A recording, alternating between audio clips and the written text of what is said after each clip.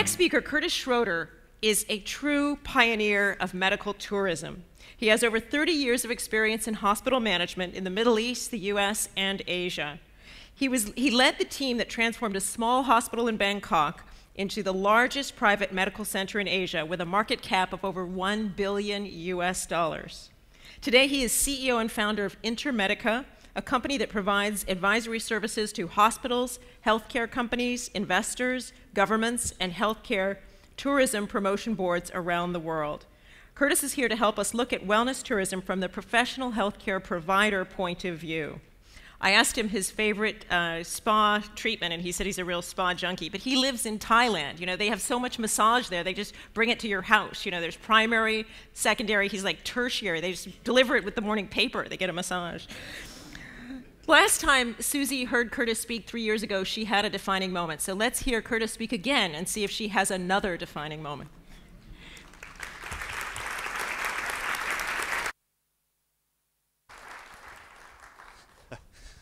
Thank you, Bun. That's a lot of pressure. I got to have another paradigm shift up here. Great to follow my good friend Joe on. I'm just glad you didn't put me after the Dalai Lama. How tough could that be? All right, it'd be like the warm-up band coming after the Rolling Stones, you know. And as Bonnie mentioned, and Susie mentioned this morning, we met at a table at a conference in Brazil. And she said it changed her life. There was moved mountains, and a complete 35-year paradigm was blown up. I was just going as they had a free lunch with wine, and we talked over lunch. And she asked me to come back and talk a little bit. And I warned you in advance as kind of a spoiler alert. I'm sort of the disruptive speaker, so you know I'm kind of like the only real probably hospital person that comes from the CEO traditional background. So I'm a little bit of a Yankee in King Arthur's court here. So I'm going to give you a little perspective of how the hospitals look at this from their rather unique, unilateral perspective that may be a little bit different than maybe you've heard in the past. And we're going to look at this combination of medical and spa and find out, do they fit or don't they fit? Was this potentially a shotgun wedding? A little bit why I'm here today. I was with Bumrungrad for 17 years, but in Thailand was a rather unique place for this to come together. It was an established location for spa, had some of the best spas, the Chivasoms, the banyan trees, the Mandarin Oriental got their start there. And also, it was a border plate area for looking at medical tourism, with Bumrungrad coming up and eventually becoming the largest medical tourism site in the world. So we had a chance to try to cross-pollinate these two industries very early on. We made a whole lot of mistakes. Some stuff worked, a lot of stuff was a little bit of a disaster. So I'm going to talk a little bit about our early experience in trying to bring these two worlds together. I'm not going to repeat a lot of the excellent work that was been done a couple of years ago at the 2011 conference. Great presentation from Susie, Laszlo, and others in the audience today. Did a treatise on the merging together, looking at medical tourism, wellness tourism. So today I'm not going to be standing on their shoulders. I'm going to be kind of cowering in the shadow of that very large study, but giving you again the perspective. So let's take a look. Is this a marriage made in heaven? Part of that study that was done a couple years ago was this rather interesting matrix, again, of all the different kinds of businesses, and it sort of implies a nexus. It implies that this is a continuum. As we saw from Ophelia the other day, that there's medicine on one side and maybe spa on the other. I'm not sure we quite agree with that. I'm not sure it actually is a continuum between the two, and we'll talk a little bit about why that may be. On the surface, it would appear that there's a lot of commonality between medical tourism and spa tourism. Biggest thing is, I mean, we all fly in, flow out. There's a window of opportunity for our customers that is very similar. Our customer profiles are very similar. They tend to be high net worth. I'm talking about international fly-ins. They tend to have a high disposable income. They have a shared interest in health. We're all here for health and wellness. And just as hotels were able to successfully add spas to increase their market yield and business, the thought was, while spas can move up the food chain as well and add another option and with medical care and maybe expand their market. The motivations of stakeholders, though, are quite different. The spas are trying to move up the food chain, add some additional revenue yield, expand their options, and open up some new markets. Hospitals are looking at product differentiation. How do I make my hospital different than others? Maybe penetrating a new market and looking at some pre- and post-care options. Governments love the whole story because medical tourists are the highest spending tourists on the face of the earth, even more than wellness tourists. So they're very interested in high yield tourists, boosting Forex, and also in the prestige. Thailand loved the idea of being known for something other than evening life, which is the nice way of saying it, spicy food and sun and palm trees. So they grasped the idea that being known for medical care was pretty cool. And God knows the media loves this story. Anything that has to do with medical care, anything that has to do with money and travel, the media is all over it. We haven't had any problem getting media attention for medical tourism. And by the way, this was the cover on Newsweek, and my doctors were all asking me where this nurse works. And I kept saying, she's a model, we don't know. She probably lives in New York. Is she on Ward 4? No, she doesn't work here. I must have 100 doctors asking where she works. So if all this is alignment, all this alignment of the planets is here for medical and spas and wellness to get together, how come the hospitals aren't banging on your doors trying to figure out how to get in and make this happen?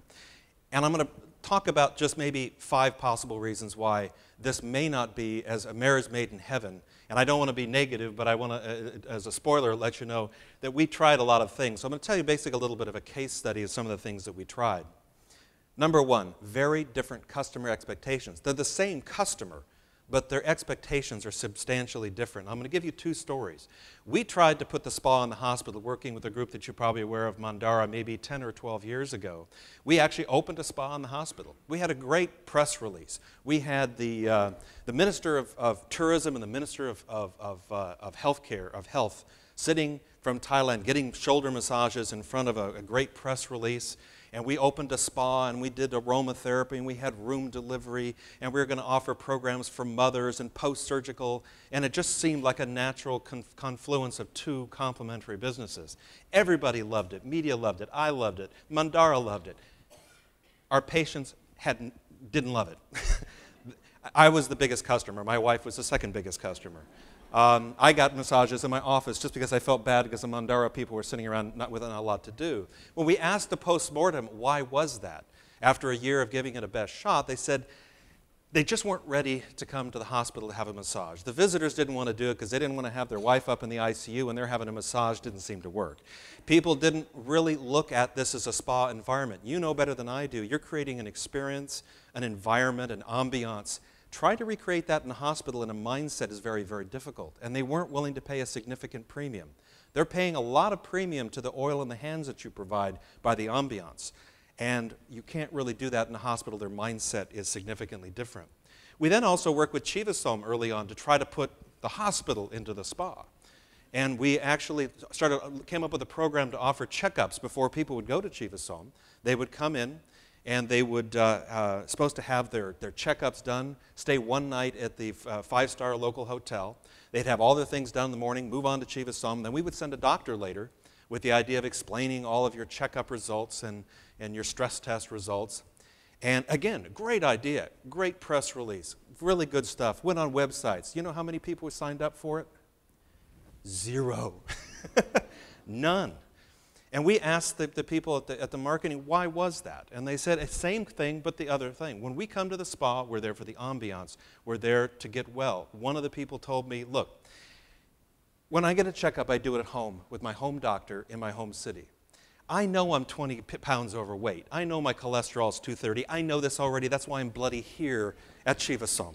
I don't want to be poked and prodded and have a white person in a white coat tell me that I'm fat and I have my blood sugar is too high. And I appreciate it, I value it because I'm a wellness customer, but the incidents are separate. I do that at home, this is why I come here. So we learned a couple lessons from that about place. And again, spa customer expectations are very different than a hospital patient expectation. Now here's an interesting one. The fundamental economics between spa and hospitals are different. So now I put on my hospital CEO hat, and I look at, do I want to be in the wellness business? Here's an interesting slide. I looked at the top 20 things that people come to hospitals for. And I looked at profitability. This is profit margin by kind. So number 1, cardiac surgery. Look what's at the bottom. Does this list look familiar? Is this the wellness list, the crossover list for the spas and the meta spas? Plastic surgery, rehab, checkups, dermatology, dental. These are the lowest margin businesses in the hospital. If If you went to Bumrungrad Hospital today, all of these are actually across the street because we can't afford to put them in the high-cost environment of the hospital. They have very, very low margins. Most of the money for plastic surgery, people go, well, you must be making a fortune out of plastic surgery. You're doing $4,000 a year. Most of that money goes to the doctor. They don't use intensive care, laboratory, x-ray, pharmacy. They use an hour and a half in the operating theater and they're out. And the doctor keeps 80% of the cash. We get a few bucks for the operating theater. I bet we don't make $100 on a $3,000 facelift.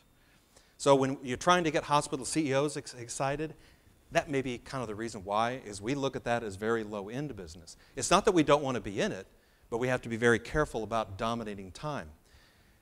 The other one here is checkups, which was interesting. During the SARS problem in 2003, Hong Kong discovered Thailand. People were coming by the hundreds to have their checkups done in Thailand because it was safe and we didn't have SARS. They were very excited about that. The government got excited and said, hey, why don't we package? People can come over for golf and checkups. And we kept telling the government, we don't want this.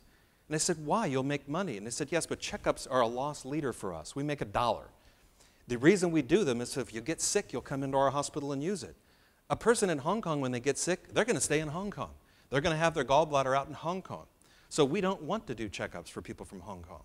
People from the Middle East, yes, because they will come and use us when they get sick. So again, sometimes we work a little bit at cross purposes, even with the governments. Another reason it's difficult for spas to get in is what we call the investment cliff. Healthcare is really expensive.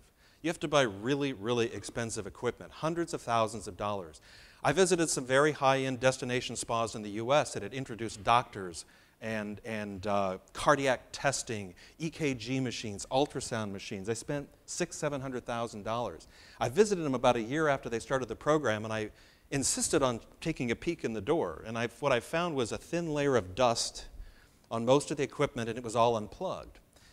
Bottom line is they started with a full-time doctor, then it was a 3-day-a-week doctor, then it was a one-on-call doctor. And they basically admitted after a while that their patients were their clients were telling them, look, I get my checkup at home with my doctor. When I come here to hike and to learn how to cook well, and I exercise and I do yoga and I do all of that, but the healthcare, again, is a separate thing. A little bit of a secret. A third of all the profit from most hospitals, particularly private proprietary hospitals, is selling medication. It's not doing those x-rays and all that. Those are actually pretty low margin. So as a spa, if you start jumping into buying x-ray machines and ultrasound, the only way it makes sense is huge volumes. Very difficult to get in a spa. And that's why a lot of the med spas that I've talked to have difficulty when they really zone it down. Are they really making money? They have to be honest with themselves, they're not. We put in an anti-aging center at Bumrungrad called Vitalife about 12 years ago, one of the first moves. And if we didn't sell nutraceuticals, it wouldn't make a dime. All of our profit was in selling nutraceuticals. And so that portion of it became very important on the wellness side. Everything else we did, frankly, was a giveaway. Oh, and here it is. If you get into healthcare, you got to deal with doctors. I remember sitting with my how many doctors are in the room? Okay, we outnumber you. I'm good. You got to deal with doctors. The investor, one of the big investors in Bumrungrad, was at a cocktail party once, and another investor from another country and said, wow, getting into healthcare, that must have been great. Would you do it again? He goes, no. And I said, well, you make a lot of money again. He goes, no, if I knew it involved doctors and patients, I never would have invested anything.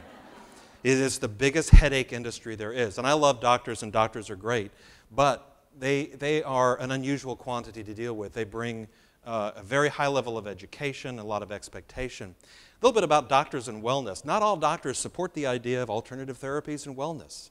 When we opened that Vitalife Center about 12, 13 years ago, we couldn't call it an anti-aging clinic because we had a licensure problem and a regulatory problem, and our doctors didn't believe in the word anti-aging.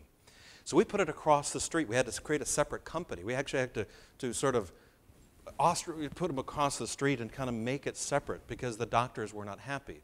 We introduced some TCM. We had a Qigong doctor come from China. And his idea was to give sort of some comfort to cardiac and cancer patients, and there was music and things involved. And I remember my chief of cardiac surgery coming in, sitting down in my office, closing the door and say, get that guy out of my office. Keep him away from my patients. He goes, we're trying to do the best we can to prove that Thailand has Western medicine, and we got a guy around doing gongs. And he goes, we got to get this guy out. And so I'm thinking, okay, so what do I do? Go with the Qigong or the guy that gets $7 million of profit into my hospital every year? Let me think. So the doctors are a problem. If you do need doctors, if you want to start doing aesthetics, getting doctors in your spa is not that easy. People don't fly 5,000 or 10,000 miles for the B team. Okay? Part of the problem is that doctors are urban animals. The top doctors in any location are in the big cities with the big universities. They aren't in Goa, they aren't in Phuket, they aren't in the Himalayas. And so, and I'm saying that in broad generalization. I'm sure all of you are great doctors even if you're in those places. But finding the top doctors that are willing to work in a spa location that's primarily outside of the urban area is pretty tricky. And then just simple practicality. Is it practical to combine the two? And I just have one message on this. This is actually a discharge summary for a facelift patient. Instructions you get out of New York, actually. Okay, no lifting, no bending, no straightening. There goes yoga. Limit sweating and sutures. There goes aerobics. Keeping sutures dry, no showers, no bath. Beach is not a big plus. No sun, no exposure to sun because of antibiotics. There goes the sun, sand surgery, and scalpel myth. And no sunscreens or body oils. There went the massage. It's not exactly when people have liposuction or this is not conducive to a holiday in paradise. This idea of trying to combine the two is a myth, I'm telling you. We had a call center. I went and asked. We took 1,200 calls or emails a day from people coming for medical tourism. And I went and asked them at a party once. I said, guys, how often do you get a question once you've finished arranging their medical care where they ask you where the nearest beach is or how far are you from the water? And they looked at me, we don't get that question. It is one of the myths of medical tourism. Also the question of time. If you're doing lifestyle products, nutraceuticals, anti-aging, which are really good things to look at, this is a lifestyle product. You've got to go every week, every month. You've got to have adjustments. You can't do this in a 7-day spa stay. It just doesn't fit. We tried to cram that in with Chivasom and others, and we found that, yeah, they're interested, but this is something they have to do home. But it is a possibility for people who are in urban day spas, and I'll talk about that when we wrap stuff up. And without too much detail, there's a different management style. Our tool set is different. I know nothing about spas. I'm a spa junkie. I'm on the business hand of 2 hands and oil. I'm loving that. But trying to create that ambiance is not what hospital CEOs do. Similarly, spa managers trying to get in the medical business, you're in for a fairly significant learning curve. So, okay, no wedding. But that doesn't mean we can't live together. It doesn't mean that there's not opportunities and that we can't shack up and make this work in another way.